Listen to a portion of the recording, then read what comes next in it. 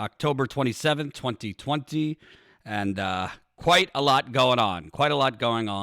I'm going to be live right now, obviously. We're also going to be live tonight from Philadelphia, where our freelance cameraman, John Farina, will be live from ongoing protests at the murder of Walter Wallace, a 27-year-old black man who was murdered last night by Philadelphia police. I will get into that in a minute, but John should be live from Philadelphia around 7 o'clock, 7:30 Eastern time, right here at Status Coup. So please clear your calendar for tonight. Really important to put a spotlight on another killing of a black man by police in America. I'll get into the details if you don't know about that story in a bit. Please press the like button. It's the thumbs up right under the video. More people that press the like button, the more people that will see this very live stream. Thumbs up right under the video. Let me know if you could hear me. Let me know if you could see me. 1 week from now is the presidential election. You know, they like to say, oh, this every election. This is the most important election of our lifetime. I don't even know what that means. It's the most important election for many people. I don't know if it's the most important election of our lifetime, because I'm beginning to have my doubts that we are going to get ourselves to the progressive promised land of change that we want through electoral politics, as I've been talking about more and more the most recent weeks. But the election is in a week. Status Coup will be on the ground. We are going over those where we're going to be right now. I believe we're going to be in Pennsylvania, which could come down to be the critical swing state that if Trump wins, if Trump has a chance of winning, he needs to win Pennsylvania. So I think we're going to be in Pennsylvania. I have not decided where yet in Pennsylvania, so we'll let you know. But as always, we truly need you to help fund our reporting. Every time you see me out, it's not only the cost of, broadcasting. We got to pay John, our camera person, who, again, we're sending to Philadelphia to cover the protests over Walter Wallace's murder tonight. We also have other travel costs. Obviously, have to pay Colin, pay me, pay Jen. So please help us out in the super chat, or sign up as a Status Coup member if you haven't, for as low as $5 a month. We want to get back to 1,700, lickety split. And if you don't know, the Discord is now rocking and rolling. We have a members-only Discord, which I just said what up to before I went live. People are chatting there day and night. So consider signing up, statuscoup.com/join for as low as $5 a month. Makes a very big difference, and we really appreciate it. So where do you even start? Obviously, Amy Coney Barrett was confirmed to the Supreme Court. Unfortunately, I don't have much to say on that. She's dreadful. I was already being blamed. Literally on Twitter last night, somebody brought back a tweet that I wrote from 2016 to try and blame me for the Supreme Court becoming 6-3 Republicans. So I kindly wrote back, yes, blame me for Hillary Clinton never going to Wisconsin. Blame me for Hillary Clinton pulling her volunteers out of Michigan before the election. Blame me for Hillary Clinton not campaigning in any rural areas in the Midwest, only big cities. Blame me for Hillary Clinton picking a vanilla moderate in Tim Kaine as her vice president. All my fault. Anyway, but not going to sugarcoat it. It is dreadful. Republicans now have 6-3 control over the Supreme Court. If things go a certain way, Stephen Breyer, who is a liberal judge, is 82. So theoretically, if Trump wins re-election and Stephen Breyer were to pass on, you could be looking at a 7-2 Supreme Court majority, which would be just crushing and set up, 6-3 Republican Supreme Court now sets up them to overrule a lot of policies that might pass in the progressive column. But a 7-2 Supreme Court majority for Republicans would be devastating if you care just about anything progressive, as well as women's rights and all those things. If Biden were to win, theoretically, there are some judges in their 70s. So potentially a Republican judge could die under a Biden term. I'm not completely clear if Biden would nominate a card-carrying liberal judge that would protect a lot of the things we want protected. So, yeah, it's a terrible thing.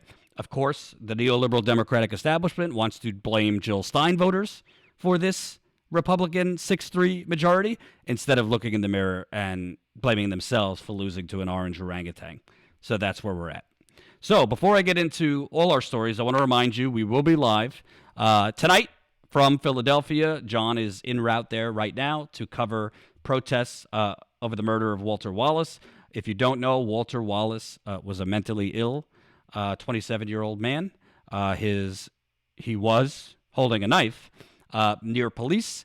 His mother was trying to restrain him because he was having a mental episode from going any closer to police. There's different accounts, but from my view, it looks like Walter Wallace was about 7 to 10 feet away from the police when they started shooting, and they shot him 10 times, dead. Of course, this goes to the question, why was it that the police couldn't have tasered this mentally ill man?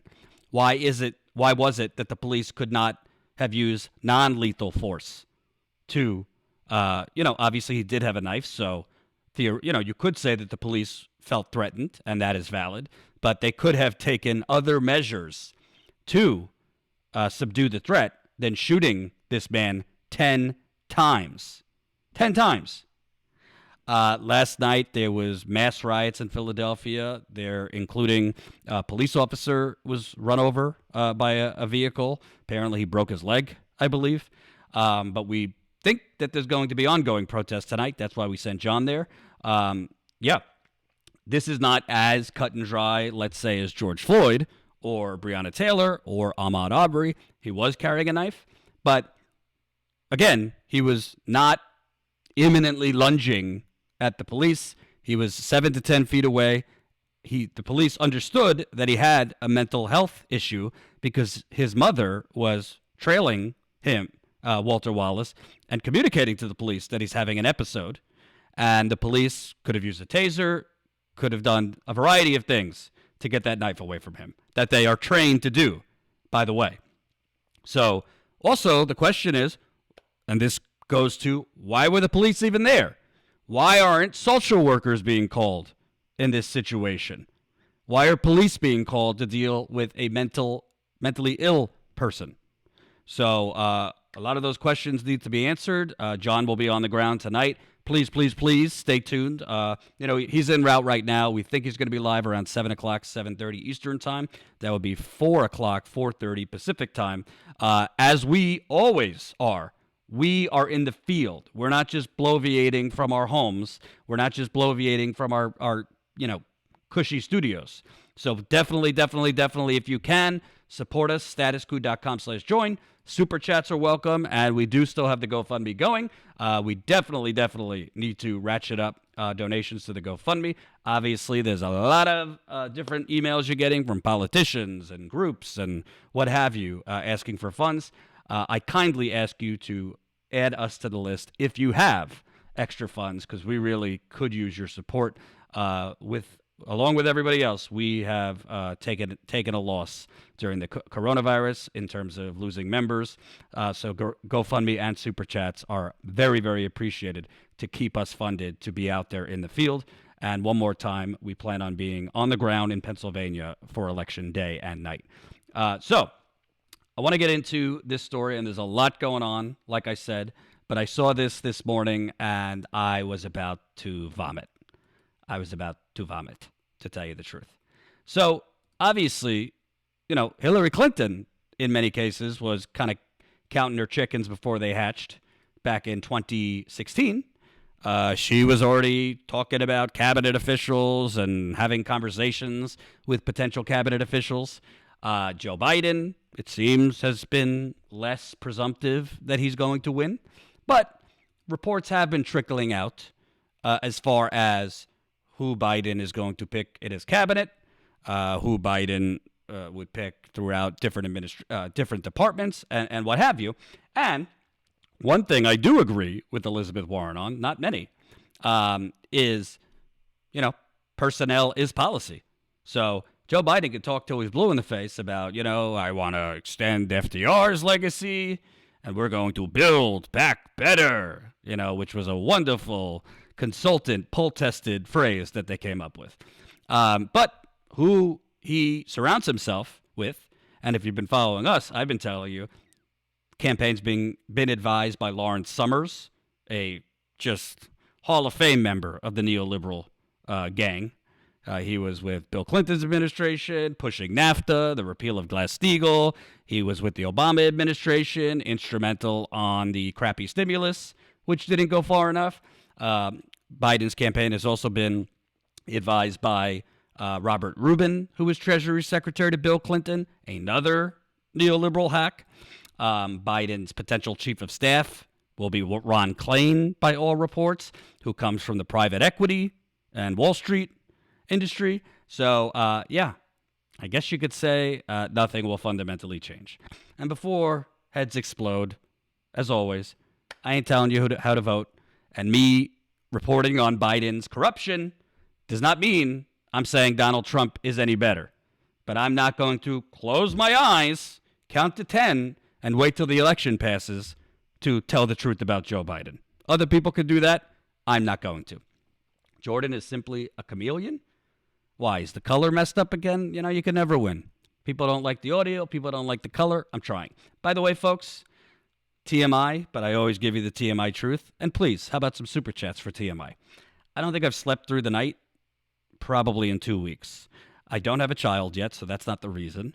Apparently, at age 34, my prostate has aged to 95, so I keep waking up in the middle of the night to pee. Part of that is because I'm drinking a lot of water during the day to help, if you want to know, to help go number 2 more often. And because I'm drinking so much water, I keep waking up. And when I wake up in the middle of the night, I have a hard time falling back asleep. So I think last night I probably slept 3 hours. So if I stutter a little bit more than usual today or don't make complete sense, that's why. I digress. So, and by the way, Jen is coming up to my new humble abodes this weekend. So Jen and I are going to be doing some shows together, do some business planning too. We're also working on another investigative story. So a lot going on. You don't like the TMI? What can I tell you? Not going to change. So Joe Biden, from everything that's been out so far, seems to be trying to stack his potential administration with a just Hall of Fame crew of Wall Street neoliberal globalizers who, throw out progressive platitudes, but in practice are just servants of Wall Street. Well, the American Prospect, which does great work, by the way, broke this morning. Ooh, Joe Biden is considering Governor of Rhode Island, Gina Raimondo. I might be pronouncing that wrong, but I don't think I'm. Gina Raimondo of Rhode Island. Now, for those of you that don't live in Rhode Island, you might not know who Gina Raimondo is. I actually covered the Rhode Island primary in 2016 on the ground, so I know a little bit about her. But if Mitt Romney is like Mr. Bain Capital, then Gina Raimondo is like Miss Bain Capital. Or Miss Goldman Sachs, shall we say. I'll read a little bit from the American Prospect story and then tell you more. This would not be a good thing. Joe Biden's transition team has informed Democratic officials that Gina Raimondo, the centrist governor of Rhode Island, I don't know if she's centrist, is under consideration as the next Secretary of the Treasury should Biden win the election. Raimondo, in her second term as governor, dazzled Biden's campaign in interviews to become his vice president in June. A former venture capitalist who took the governor's mansion on the strength of millions of dollars in Wall Street donations, Raimondo's name will stir the long memories of union leaders. They have held a grudge with her for years over her tenure as state treasurer, when she cut pension benefits for public employees while steering over $1 billion in state money to hedge fund investments. Let me repeat that. When she cut pension benefits for public employees while state treasurer, while steering over $1 billion in state money to hedge fund investors. And for a little bit more on that, Democratic gubernatorial candidate Matt Brown attacked pension cuts for state employees dating back to Governor Raimondo's previous role as state treasurer at a town hall. Despite those setbacks, an overwhelming majority of attendees, many of whom were retired teachers, responded to Brown's proposals and critiques of Governor Raimondo with excitement, and many expressed a sense of betrayal at the governor's previous management of the pension fund. In 2011, Raimondo told with announced adjustments for 2 decades, as well as invest more than $1 billion in retirement assets in hedge funds for hybrid 401k style retirement plans. Well, that's how I want my retirement spent, being milked into a hybrid with hedge fund goons. Change you could believe in, Rhode Island. So let's get a little bit more.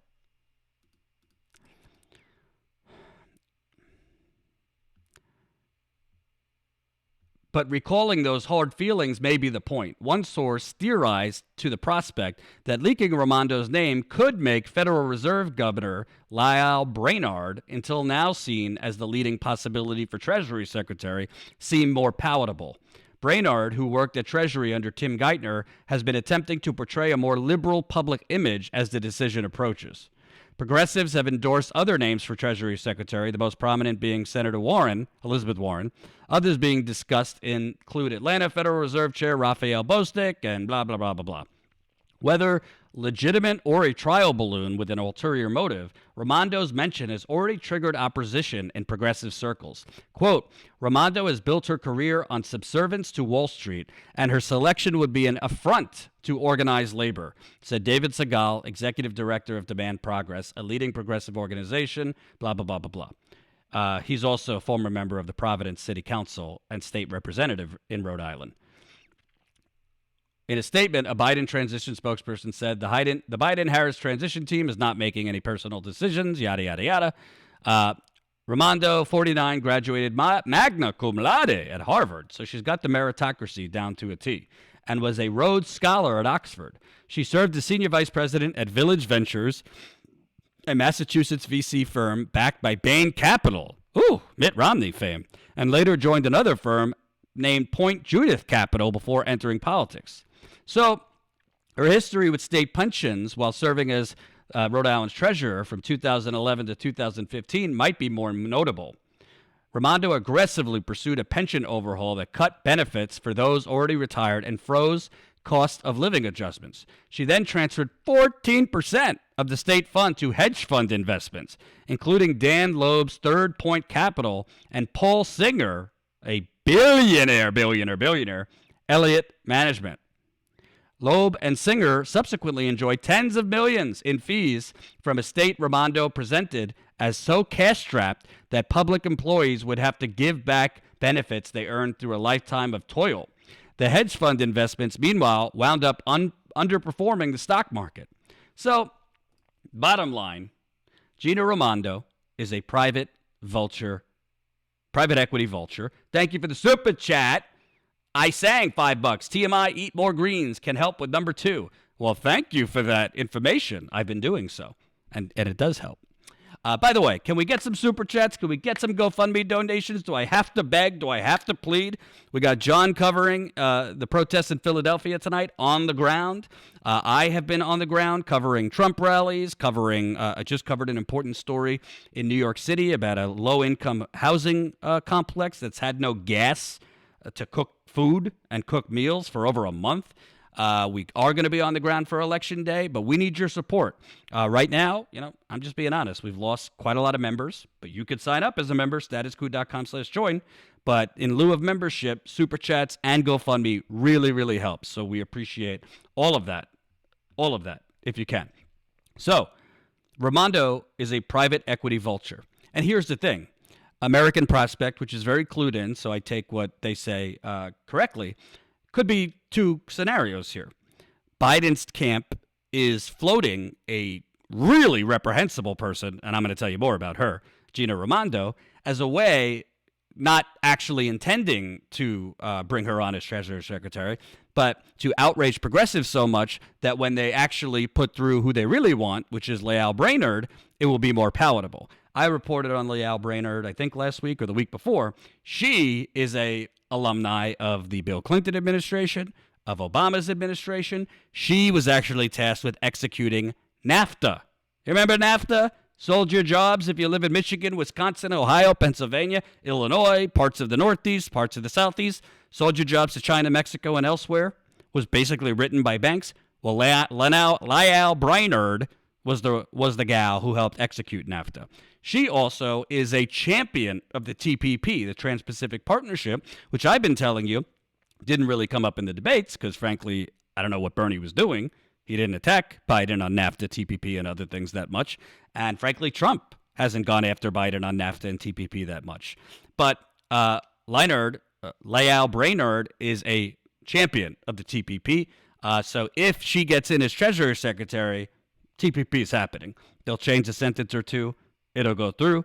The AFL-CIO in 2015 said the TPP would be the final nail in the coffin of organized labor in this country. Very important. Joe Biden is for the TPP. He kind of played dumb during the primary when asked about it, but he was trying to get Hillary Clinton in 2016 to stand by the TPP when she ran, and as recently as 2018, he was talking about the TPP. Biden is a fan of globalization. He pretends to be a union man. He pretends to be, I'm Scranton Joe, look at my lunch bucket. No, he sold all those workers out of offshore. And if Lael Brainerd becomes Treasury Secretary, it ain't going to be good. It ain't going to be good. But here's a little bit more on Gina Raimondo. Gina Raimondo, who is the Rhode Island governor. She has an affinity for doing partnerships with Goldman Sachs. Goldman Sachs, which helped bring down the global financial economy in 2008, 2009, which I just reported on Goldman Sachs. Another slap on the wrist for the bankers. Goldman Sachs was just fined $5 billion. The heads on CNBC and in the corporate media are exploding. Holy cow, $5 billion, so much money. To Goldman Sachs, okay, we got to buy one more. If you're the executives, one less yacht purchased this year. Maybe, we'll scale back the bonuses a little bit. $5 billion in the grand scheme of things, nothing. But Goldman Sachs has just fined $5 billion for literally helping Malaysian government officials execute the biggest global money laundering scheme in world history. 1MDB. Look it up. I interviewed Matt Taibbi on it last year. Goldman Sachs, slap on the wrist. Why? Because we live in the United Corporations of America. That's why, folks. We don't have a government. We have a giant, giant corporation running things. But Gina Raimondo, who apparently blew Joe Biden and his advisors away in the vice presidential interview, who's now apparently being considered as Treasury Secretary. She has a pattern of going to Goldman Sachs for economic relief, economic partnerships. Here you have, as stimulus money runs out, Rhode Island's tapping Goldman Sachs to support small businesses and backstop federal PPP. Blah, blah, blah, blah, blah. Rhode Island Governor Gina Raimondo joined in this announcement. Let me get it closer here.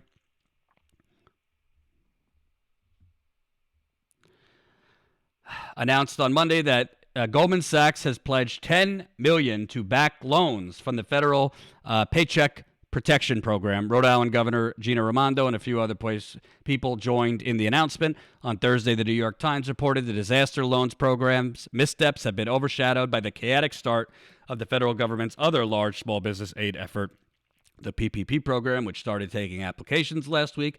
Applicants to that initiative have faced delays as banks deal with the hasty deployment of the $349 billion program. Others in Rhode Island's restaurant industry have criticized the federal PPP program. Jose Castellanos, founder of Rhody Teas, said that he has already received a bridge loan from Rhode Island Commerce, and that has allowed him to stay in business. The funding is separate from loans programs. Quote, I want to thank Goldman Sachs for making this incredible commitment to Rhode Island, said Raimondo. The decisions we've had to make to keep Rhode Islanders safe through the crisis have had an overwhelming impact on our economy, particularly our small businesses. It's urgent that we offer swift solutions that bring needed resources, blah, blah, blah, blah, blah, blah, blah. Well, let me tell you something, folks, because, I live in the real world, and I've been around the country over the last few years.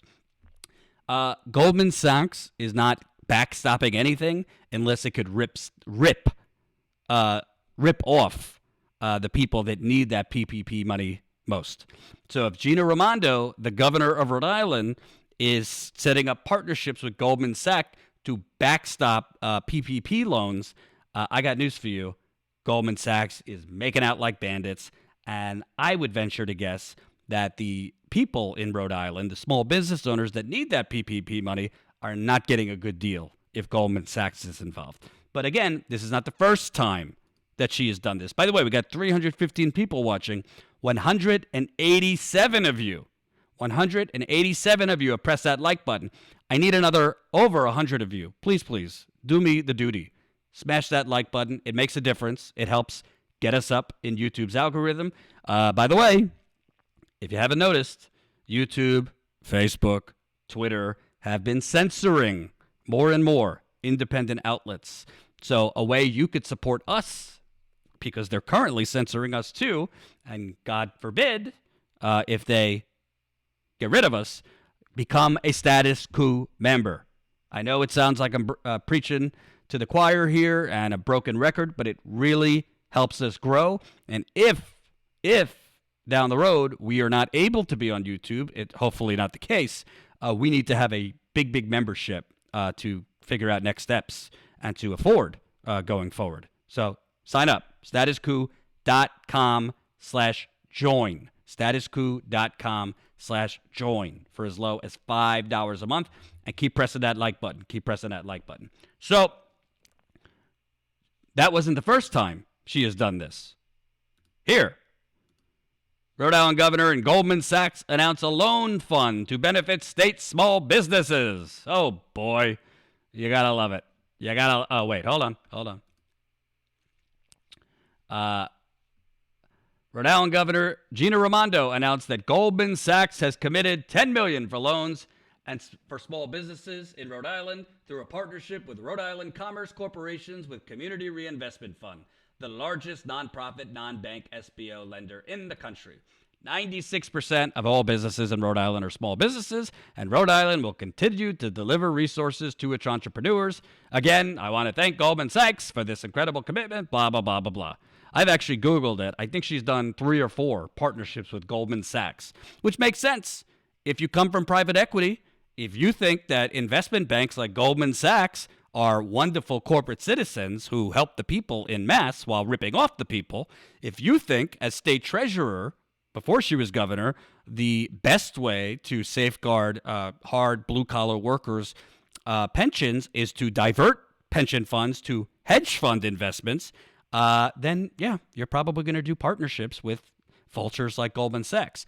And why this is important, if she's seriously being considered to be Treasury Secretary, if she's done this on the state level as a governor, what would she do as Treasury Secretary to revive small businesses? Because, we got to consider, what would a President Biden stimulus look like?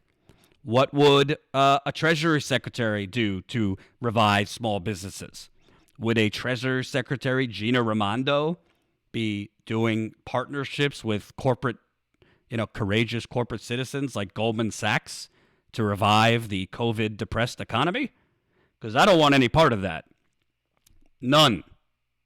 Because Goldman Sachs, Wells Fargo, all of these big banks, and I'm not attacking every single person who works at these banks. I know I have a friend who works at AIG. He's a good guy. He's not a criminal. However, the common denominator for all of these big banks is they know, because we live in the United Corporations of America, that essentially they just write into their annual balance sheet whatever the fines might be for when they inevitably get caught scamming bank clients, creating fake accounts, Wells Fargo, helping foreign governments execute money laundering schemes, Goldman Sachs, predatory lending, of scam mortgages, Goldman Sachs, Wells Fargo, JP Morgan, Bank of America. Not one person has gone to jail. Yet Gina Raimondo, she's doing partnerships with Goldman Sachs.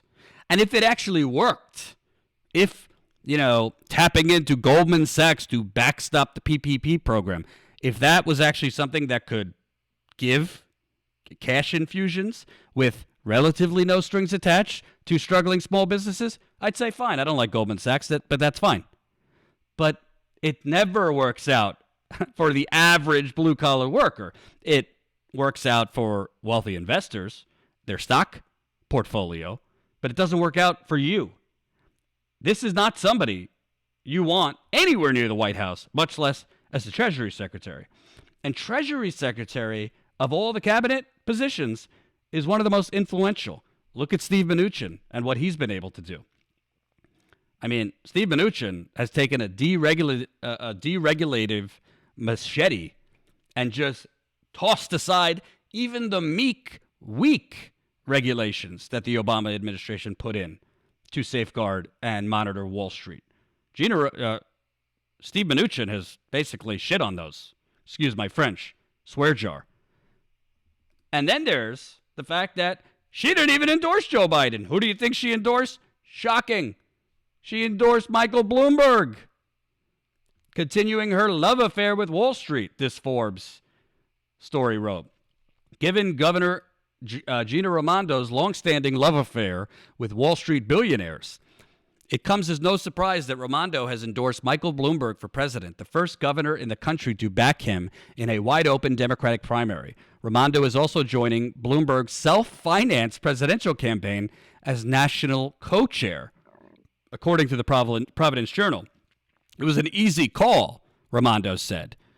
I'm sure it was an easy call for Raimondo to endorse ultra-wealthy Bloomberg, probably every bit as easy as using a Wall Street billionaire hedge fund investor to backstop her in 2006 when she sought to persuade the state pension to invest $5 million with her unproven Rhode Island-based venture capital firm.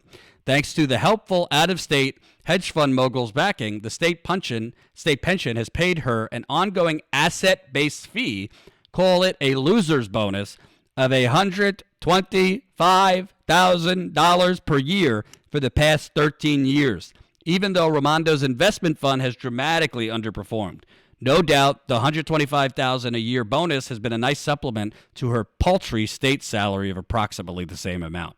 Perhaps given her impressive educational credentials, she feels she's deserving of a little something extra from taxpayers and pensioners. Another easy call for Raimondo was her so-called pension reform, which slashed school teachers and other state workers' pension benefits by 3%, but increased fees paid to Gina and her Wall Street pals by 2.5% and 4%, respectively. Hey, talk about Build Back Better. Bring her on board, baby. It's just unbelievable, folks. Here, I'm dropping the article in the super chat if you'd like to read it. But this stuff, because we're living in this Trump derangement syndrome, and there's plenty of reason to be deranged about Donald Trump, don't get me wrong, but because we're living in this perpetual Donald Trump derangement syndrome, where the corporate media, I mean, they're basically cheering for Biden at this point. If you watch CNN, it's an MSNBC too, obviously. But CNN, I saw some of Don Lemon last night. He's like an unofficial campaign advisor for Joe Biden at this point. It's pathetic. It's certainly not journalism, I'll tell you that. I mean, I obviously support Bernie Sanders. I wasn't doing infomercials for him. I criticized him when necessary. I didn't cover Trump 24/7. Or, it's just crazy. Seth Peterson, $35 in the super chat. Thank you so much, Seth. I really, really appreciate it. Makes a big, big difference.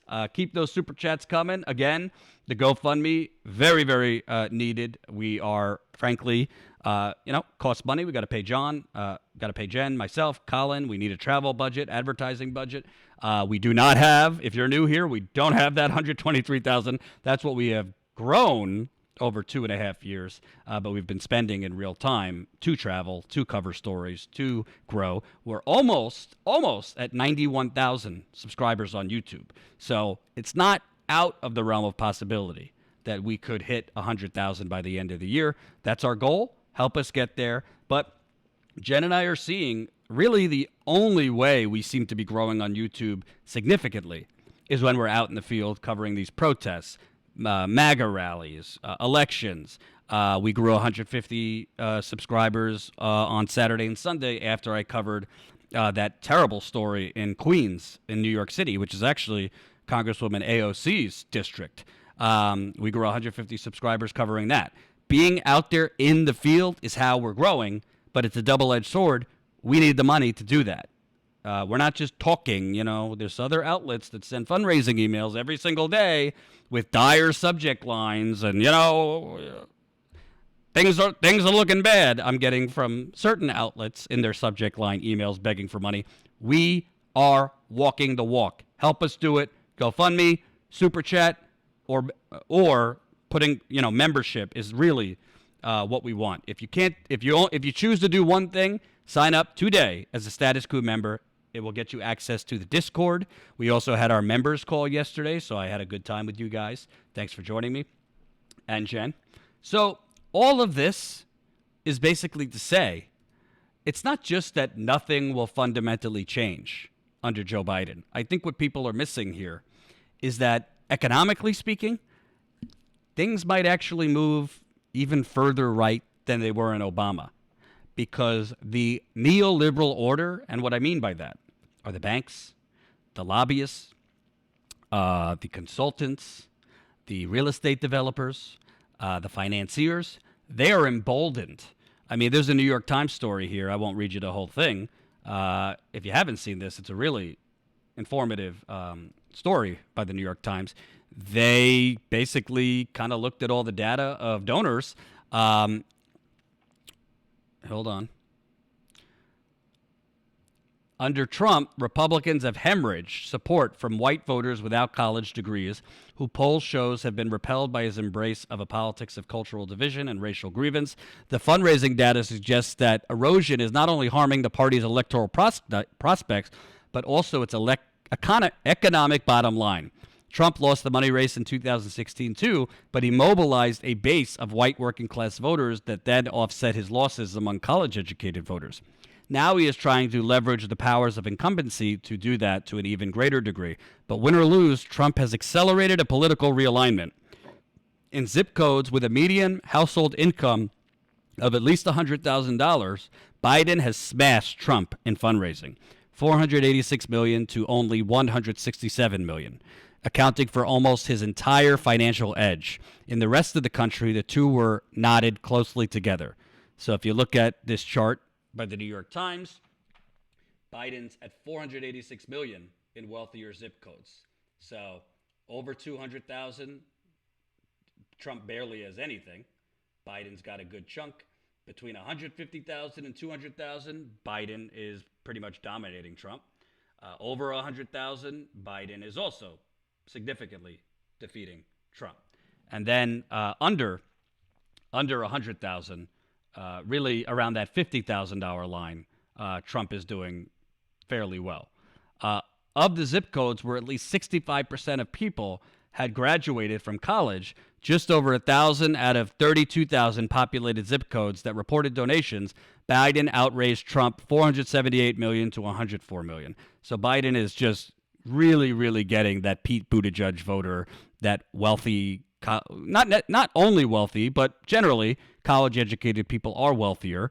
So Biden is getting that suburban professional class, not only right now their votes, but their money in large, large droves. Quote, alienating white college-educated voters means more than just losing their votes. It's also literally costing money, said Amy Walter, the national editor of the nonpartisan Cook Political Report. These are the kinds of places that not long ago hosted high-dollar fundraisers exclusively for Republican candidates. Now those donors are sitting in their living rooms tapping out donations to Democrats around the country via their smartphones. This analysis does not include direct donations to the parties themselves, but it covers more than 90% of contributions to Mr. Trump, Mr. Biden, and the committees directly linked to them. Overall, Mr. Biden raised $1.7 billion and Trump $734 million over the last 6 months in the 32,000 populated zip codes, the data shows. And New York City in particular. Mr. Biden's hauls are particularly concentrated in big cities and suburbs. One Upper West Side zip code, 10024, which is very wealthy, by the way, accounted for more than $8 million for Biden. And New York City in total delivered $85.6 million for him, more than he raised in every other state than California. So what does all this mean? Does it mean that, Trump is some working class hero and that's why he's getting all of the most of the donations under $100,000, particular donations under $50,000? Thank you for the super chat, Jay Sharp. $10. Thanks for all your support and reporting in Flint. No problem. We are continuing to cover Flint. I'm not going to get into it, but I am working on something related to Flint. So stay tuned on that. So this basically what this means, besides, these MSNBC Lincoln Project people who, with their faux outrage at Trump's tweets and his incivility and his racism, blah, blah, blah, blah, blah. Rich people, wealthy people, upper middle class people, suburbanized, wine moms, professional class. There's something they really, really disdain economically. That would be uncertainty. Uncertainty is usually used as a Republican talking point. Democrats and their tax increases, this and that, they're creating uncertainty for business owners. That's usually BS. But Trump, in some ways, even though a lot of the execution of his policies, like the trade war, have been disastrous, Trump has been not a automatic neoliberal president. He has thrown curveballs to Wall Street. They have had to ride the Trump tweets up and down, and you've seen the stock market go radically up and down based on Trump's tweets for 3.5 years. The upper echelon of America, Wall Street, the real estate developers, the lobbyists, the consultant class, all of them, the lawyers, the people who dominate politics, not just in donating, but actually control the levers of government, they are exhausted by Trump's carnival show. Whereas Biden represents to them, he might raise taxes a little bit.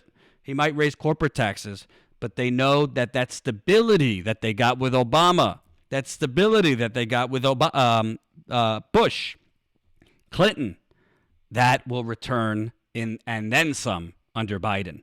They're not going to have to worry about the tweeting. They're not going to have to worry about, trade wars and tariffs. They're not going to have to worry about, policy created in the Trump host at the buffet table at Trump Hotel. That is why they want Biden. And they know Biden. He's a Republican. Yeah, he'll raise corporate tax rates to 28%. But guess what? None of those multi-billion-dollar corporate conglomerates are going to pay anywhere near 28% if they're going to pay at all under Joe Biden. And they know that. These corporate, multi-billion-dollar corporate conglomerates and CEOs of major firms that are pulling for Biden heavily, it's not so much that Trump is a threat to them. It's that Biden could allow them to go back to doing business as usual, stress-free, without having to worry about the chaotic president. So what I'm talking about with Biden is not a endorsement of Trump. It's not to say Trump is actually a threat to those people's economic well-being, because he's not. Those people have done incredibly well under Trump. Trump is not an actual populist. He has served basically as your average servant of Goldman Sachs and the financial order. The only thing that he has done that is out of step with the United Corporations is the trade wars, is the never-ending chaos, is the, threatening world leaders via Twitter and this and that. If you want to, the term Sleepy Joe, finance, Wall Street, the United Corporations of Order, the United Corporations of America, they really want Sleepy Joe because they want to be able to rest assured and sleep well in their mansions, on their yachts, as the rest of us suffer for the crumbs. That's why all of that money, and a lot of that money from New York City and elsewhere, used to go to Republicans. That is correct. And it might have gone to Republicans if it were Marco Rubio versus Joe Biden, if it were Ted Cruz versus Joe Biden, if it were Nikki Haley versus Joe Biden. But it's Donald Trump versus Joe Biden. So what does all this mean, folks? Well, here's a few things. Number one, I'm not really big into predictions. I'm not going to predict who's going to win. Right now, I think really the most important thing is not the polls. The polls show Biden up considerably. I don't care about the national polls. I care about the swing states. It shows Biden doing fairly well, even to the point that if he underperformed, he still has that cushion where it looks like he would win. But to me, the most important thing are not the polls. To me, the most important thing is what we're seeing in a lot of places around the country. U.S. has eliminated nearly 21,000 Election Day polling locations for 2020. This is from Vice exclusively. An analysis shows a 20% cut in election locations nationwide and much deeper cuts in California, Maryland, Kentucky, New Jersey, Nevada, and North Dakota. Almost 21,000 Election Day polling places have been eliminated heading into the 2020 election, a drastic dip in voting locations driven by a heavy shift to mail voting, coronavirus-related consolidations, cost-cutting measures, and voter suppression. Vice News obtained data from all 50 states and D.C. on the number of physical polling locations they will have in place on November 3rd and compared their numbers to how many sites they had in 2016 and 2012. What emerged was a patchwork of cuts, large and small, across the country. Many states made these cuts as they were expanding mail voting. 23 states made it easier to vote by mail this year because of COVID, but the overall trend is clear. Most states are eliminating polling locations, a trend that could disproportionately impact poor, young, and non-white voters. Why is that important? Yes, we are seeing, it looks like, record numbers in early voting across the country. By the numbers, it looks like the early voting is disproportionately helping Joe Biden. However, the most disenfranchised voters among us, black voters, brown voters, younger black voters, younger white voters, poor white voters, tend to vote closer to Election Day or on Election Day. Also, I found it reporting around the country. Look at the Charles Booker versus Amy McGrath in Kentucky. And by the way, Amy McGrath, it looks like she might lose by 20 points. Best money Chuck Schumer has squandered. And by the way, the same billionaires donating to Joe Biden from the Upper West Side of Manhattan poured money into Amy McGrath's sinking Titanic. I digress. But the thing is, in that poor community on the west side of Louisville, they were never even informed that they could mail in their votes. They were never even sent mail-in votes. You think at Louisville, the low-income African-American part of Louisville is a one-off? I'm telling you, black people, brown people, and low-income people it's being made harder for them to mail-in vote. Many of them can't early vote due to, for whatever reason, multiple jobs, don't have the time, raising kids. And when they're going on Election Day, they are going to notice and find out the hard way that their polling place has been cut or their polling place has been moved within a 20-mile drive and they don't have a car. This could hurt Biden. While Trump, a lot more Republicans, it seems, are going to be voting on Election Day, and most of those Republicans are not low-income black or brown people. They are older white folk, basically. And they will have access to their polling place. So that could make a difference. The other thing here, and this is actually very important, and this was kind of not covered because everybody was focused on Amy Coney Barrett. Brett Kavanaugh signals he's open. Well, this is from Slate, to stealing the election for Trump. As the Senate was voting to elevate Amy Coney Barrett to a lifetime position on the Supreme Court Monday night, the immediate stakes for the entire country were made suddenly clear by a critical election ruling from the court she now joins. On Monday night, Justice Brett Kavanaugh released a radical and brazenly partisan opinion that dashed any hopes he, as the Supreme Court's new median justice, might slow walk the court's impending conservative revolution while also threatening the integrity of next week's election. In an 18-page lecture, the justice cast doubt on the legitimacy of many mail ballots and endorsed the most sinister component of Bush v. Gore. America's new median justice is not a friend to democracy, and we may pay the price for Barrett's confirmation in just 8 days.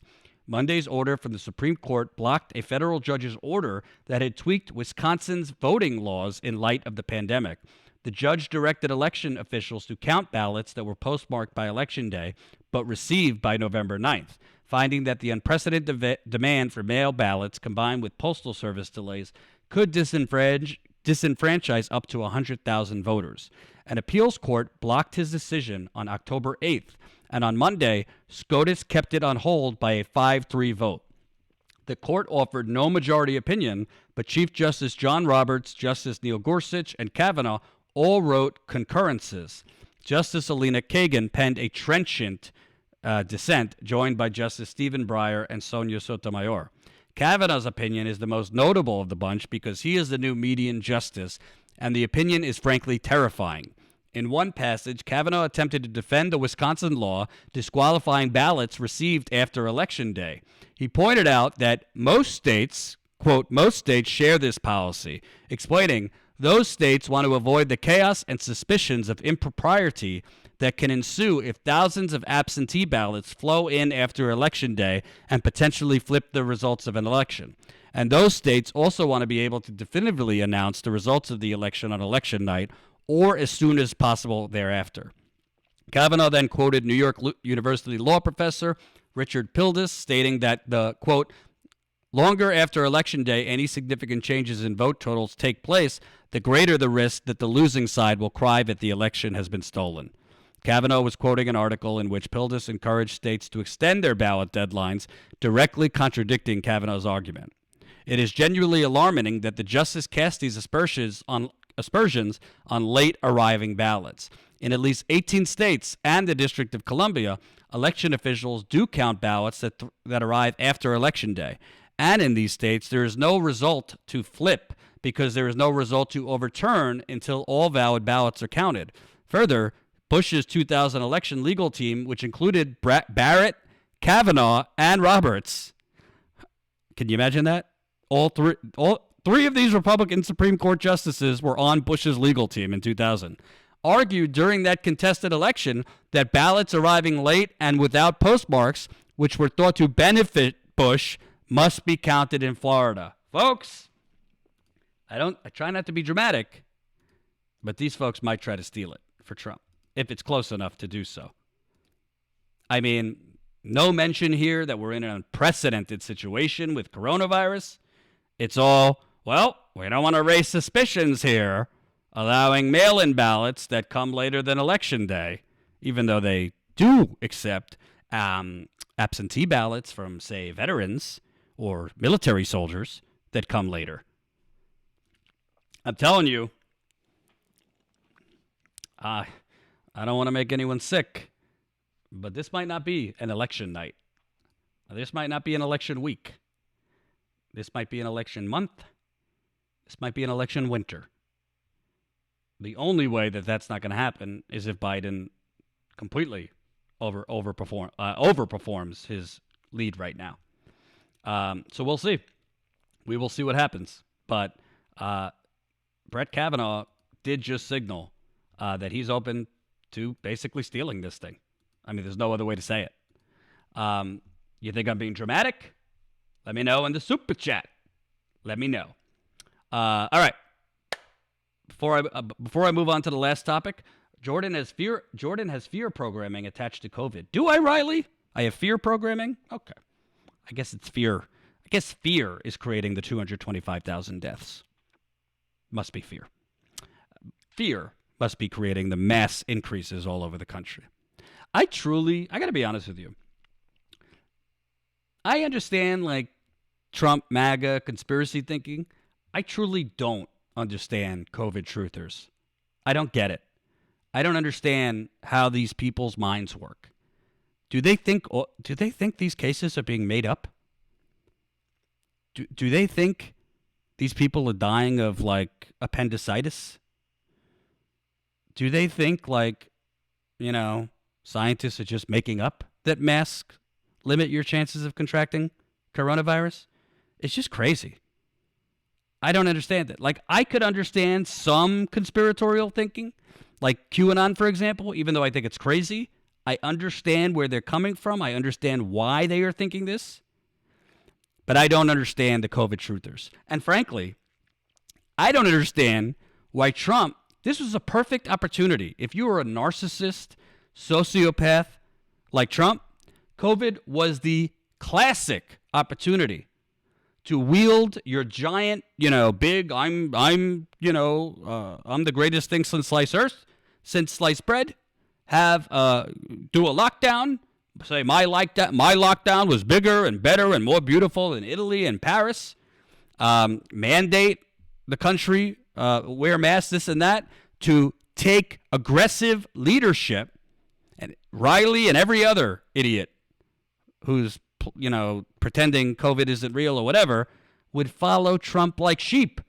They would be attacking people who didn't wear masks if Trump told them to. It was the perfect opportunity for Trump to be an authoritarian. Coronavirus was that opportunity. For some reason, he went with pretending it's not real. And that's probably why he's going to lose the election. That's the truth. So, yeah, Riley, go away. Jason, $5. What do you think about Biden snatching Bernie for labor secretary? Good idea, or progressives lose some power in the Senate, need more progressives in Congress? Jason, love you, brother. I think there's a better chance of me developing a six-pack by the end of the year than Bernie Sanders getting a parking pass at the Biden White House, much less labor secretary. Hate to break the news to you. Now, I'd be happy to have egg on my face. And I'm sure Bernie, imagine if all of his time, everybody's been slamming Bernie, sellout, weak, all of this, and Bernie knew all along that he had an agreement with Biden to get a cabinet spot. If that happens, I'll be the first one to say I was wrong. I don't think the labor secretary, of all things, is the most powerful position. But Bernie being in the administration would be better than being outside. But I really can't imagine Biden naming Bernie anything. Biden has been openly antagonizing Bernie on the campaign trail, continually saying, I beat the socialists. So I just don't see it. I really don't. If I'm wrong, I'm wrong. But to answer your question, if Biden, by some sheer miracle, named Bernie as labor secretary, I would take the loss of Bernie in the Senate, because getting progressives as close to the White House as possible is what we need to do. So I think Bernie would have more influence in the Labor Department than the Senate. I'm pretty sure Vermont, if Bernie became Labor Secretary, Vermont would elect a Democrat to the Senate to replace Bernie. So I don't think there's much risk of losing in the Senate. And I think Bernie's itching for something new. He's been in the Senate for 2 decades now. And obviously, in this corporate system, there's only so far he could go. So, we got 400 people watching, by the way. 292 have pressed that like button. Keep pressing the like button. And by the way, as a reminder, really, really would appreciate any support in the GoFundMe.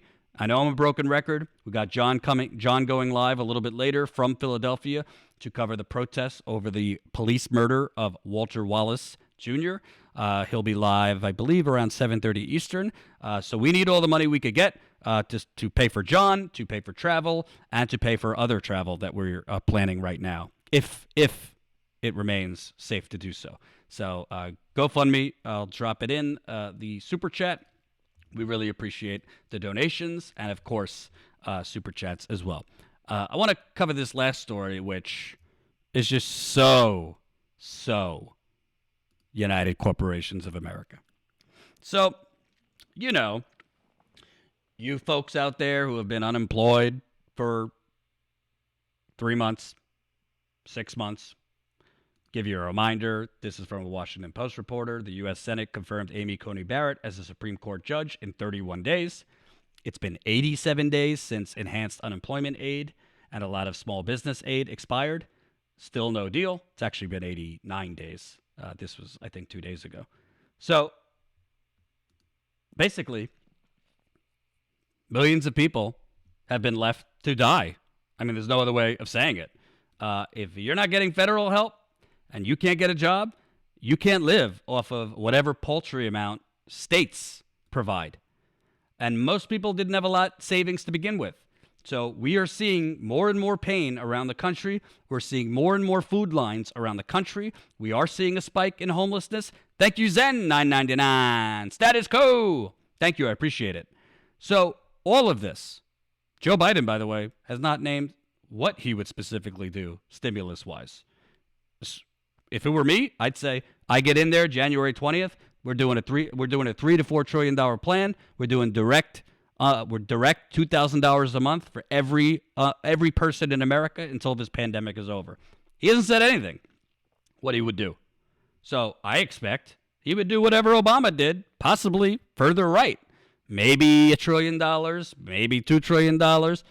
Most of it would be tax cuts, job retraining programs, which the neoliberals love, retraining programs, public service. You'd get money if you do public works or public service for America programs. Bottom line, we don't know. The stimulus talks have broken. McConnell has sent the Senate home now that he rammed Amy Coney Barrett in. So people who are unemployed are basically screwed until February if Biden becomes president. If Biden doesn't become president and Trump becomes president, I don't really see a reason that Trump would go big on a stimulus package, because Trump would say, the stock market's fine. I'm reelected. I don't really have a reason to give more money. So either way, you're kind of screwed. With Trump, you'd be more screwed because I don't see a reason he would give more stimulus. But with Biden, it might have to wait till February, and I don't think Biden is going to, in the grand scheme of the crisis, is going to meet the crisis. But if you're living in North Dakota, famous for the Dakota Access Pipeline, ramming a dangerous crude oil pipeline under the longest river in America, which serves drinking water to 20 million people. Famous for having police paid by American citizens, bashing the heads of Native Americans, shooting grenades at Native Americans and environmental activists, shooting freezing tear gas at Native Americans and environmental activists, infiltrating and surveilling peaceful water protector camps. North Dakota working with the FBI and Homeland Security to infiltrate moles into those camps. North Dakota now wants to divert $16 million in COVID stimulus funds to the mother frackers. Yes, this is not The Onion. Up against a December 30th deadline to finish spending the pandemic stimulus money it got from the Federal CARES Act, North Dakota plans to give $16 million in grants to oil companies for fracking. An all-Republican state energy commission voted last week to reallocate the funds, and lawmakers will cast a final vote on it this week.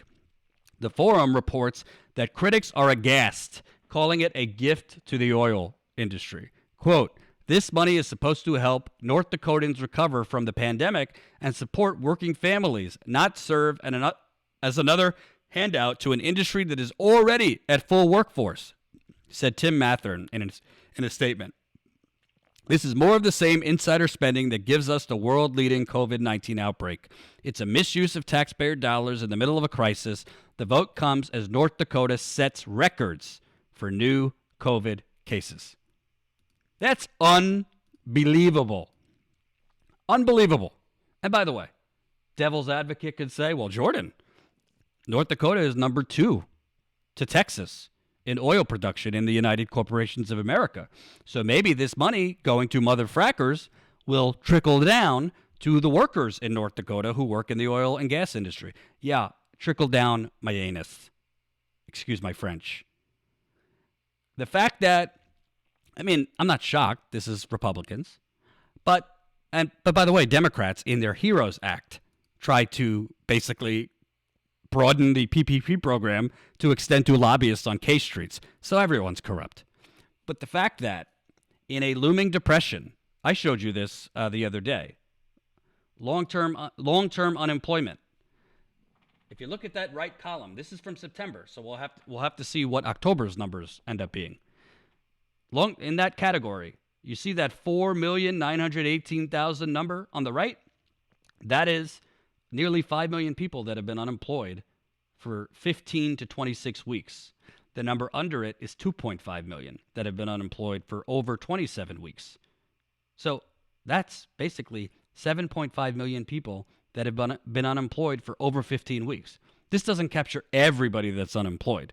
You have some people working gig jobs, not making enough money to be fully employed. So 7.5 million people have been unemployed for 15 to 26 weeks. That number probably going to grow even larger now that the cases are exploding. More and more small businesses are going out of business. So, folks, whatever Trump is saying about the booming stock market, we are on a verge of an economic collapse. Will it be 1932 soup lines? Maybe not. Will it be something pretty horrific? Yeah. And for most people, it is so far. And North Dakota is literally trying to siphon off money. Well, when I say North Dakota, I should say North Dakota Republicans are literally trying to divert money that's meant to go to a lot of Republican constituents, white, many racists, not all of North Dakota, but I met a lot of them, many racists. They don't like Native Americans, certainly don't like Antifa or Black Lives Matter, but taxpayers, they want to send it to the fracking industry to frack more dangerous natural gas pipelines. That's what we called a rigged system. And this is not the first of the rigged system. I have reported extensively on PPP programs, PPP money meant for actual small businesses being diverted to vultures like one of the judges from Shark Tank, Kevin O'Leary, who's a billionaire. He got PPP money. We know lobbyists on K Street got PPP money. We know even big pharmaceutical companies and big Wall Street firms got PPP money. This is why, whether it's Democrats, whether it's Republicans, it's one party, and they are all looting the Treasury. One might be directly breaking into the safe, and the other is driving the getaway car. That's what's going on, folks. So I could hear on CNN all day. I could hear on MSNBC all day. I could hear pundits keep saying this is the most important election in our lifetimes. And you see it in the fundraising emails you're getting from political candidates. This is the most important election of our lifetime. No, it's not. You want to know why? Because even if Biden gets in there, this isn't changing anytime soon. I hate to break it to you. They're all corrupt. Some of them are more aggressively corrupt. Some of them are just more out of touch and complacent with corruption. But they're all in it together. Why else would the Democratic Party, during a deadly pandemic that we have not seen in this country for a century, be pushing to expand COBRA? COBRA, a wildly expensive scam healthcare program for unemployed people. Why would they be pushing COBRA during a deadly pandemic rather than let's just expand Medicare? Why wouldn't they be pushing us to give directly $2,000 a month? Kamala Harris was on that bill to give people $2,000 a month.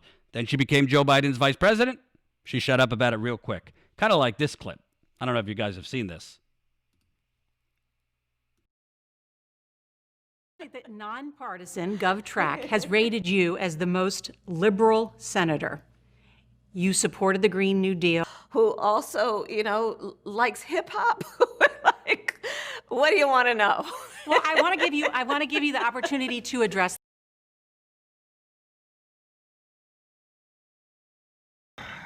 Boy, oh boy.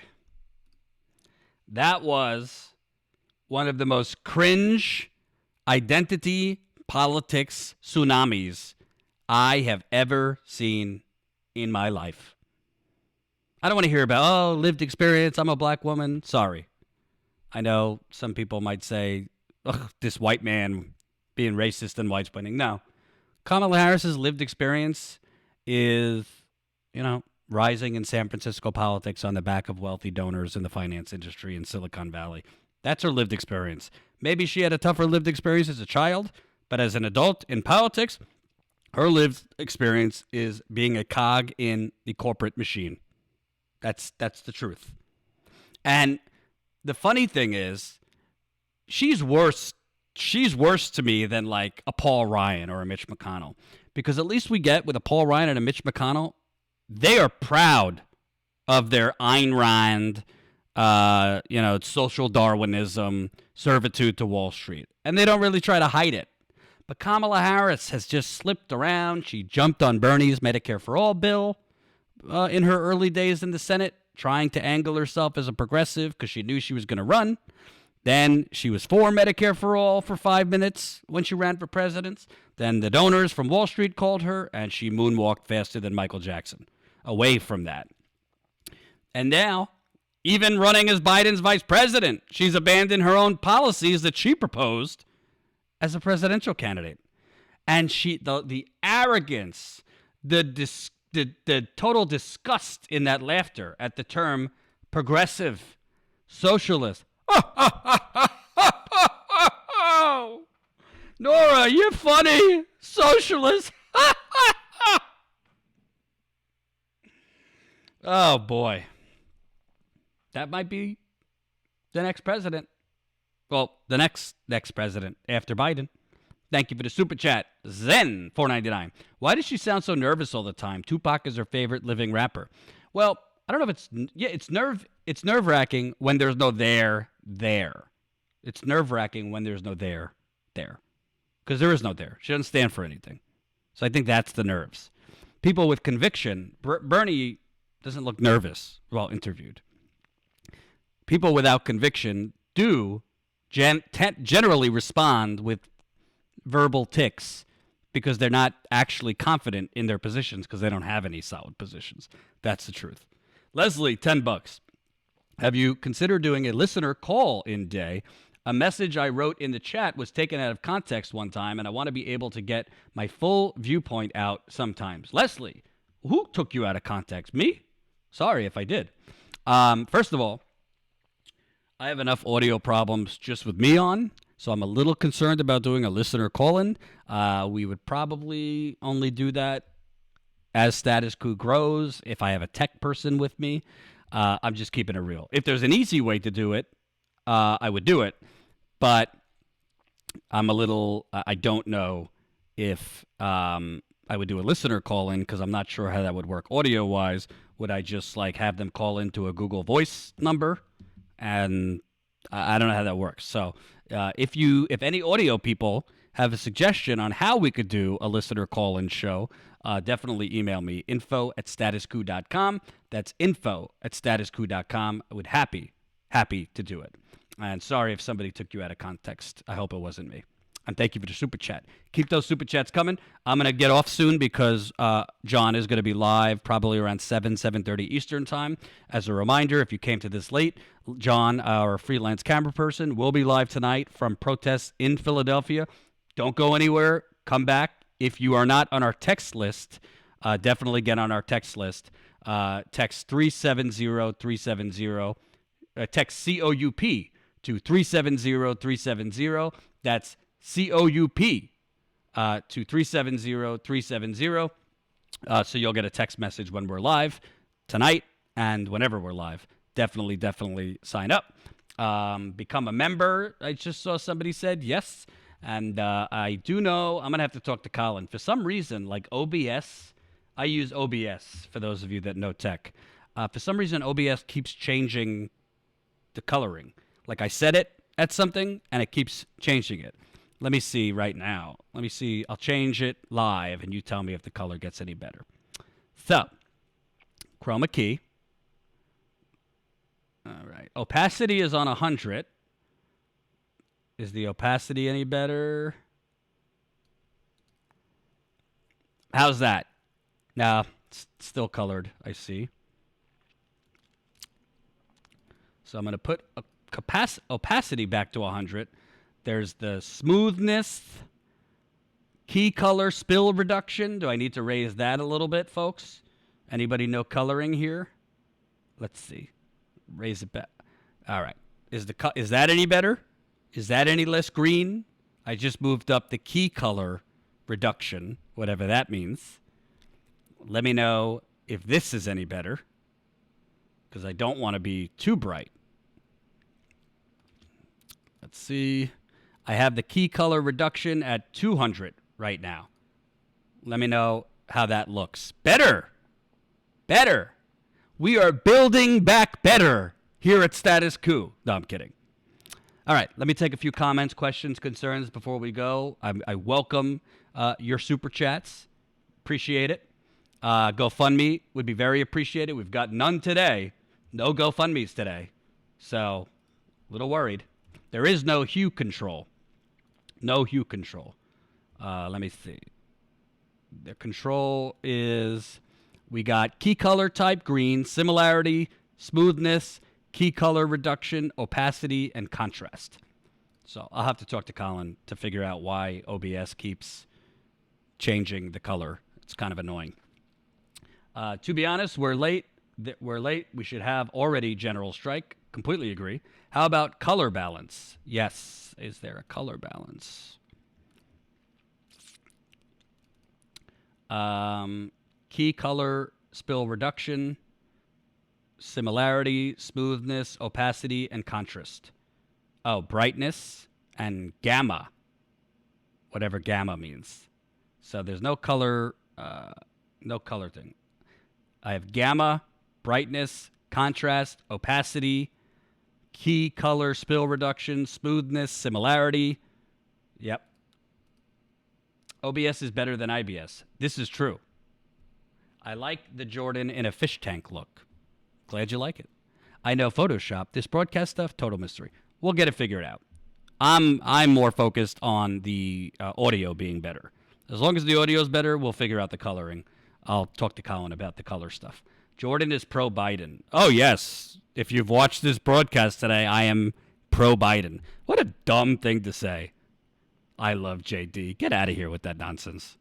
Yes, I voted for Biden. I've explained why I voted for Biden. But I literally just spent an hour and a half crapping on Joe Biden, journalistically, with facts. So, if that's being pro-Biden, okay. Let's see. Contrast up, brightness down. Okay, let's see.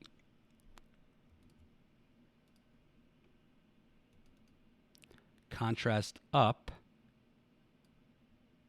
brightness down. All right, I just did what you said. Let me know how that looks. I moved the contrast up and the brightness down. Jordan, check your histogram curve. What are you talking about? My histogram? You're talking big language. Jordan, the background looks 100% better, and so do you. Well, thank you. I appreciate it. Own it. Gamma noob. All right. Any other comments, questions, comments, concerns before I go? I think this looks better. I'm looking less green. Now it's all fuzzy wuzzy. What are you talking about, Henry? It's not fuzzy wuzzy. So, stay tuned. We'll be live again probably in an hour/hour and 15 minutes. John will be live from Philadelphia. Important protests last night. Those protests were pretty fiery. I believe they're going to be pretty big tonight. So definitely come back in about an hour. Make sure you're on our text list. And please, if you're not signed up yet, sign up as a Status Coup member. This kind of reporting does not pay for itself. So please, definitely, if you can, sign up for $5 a month as a Status Coup member. And last-minute shout-outs, because we just got 2 GoFundMe donations. Thank you. Haley, $20. Catherine, $5. Thank you so much. We really appreciate it. We're going to be doubling down soon, pushing the GoFundMe, because we definitely need reinforcements during coronavirus. You all know we've lost quite a lot of members who have lost their jobs and understandably had to, cut expenses. So I hope you will support us right there in the GoFundMe. Thank you for watching. We'll be live in a little bit from Philadelphia. Peace.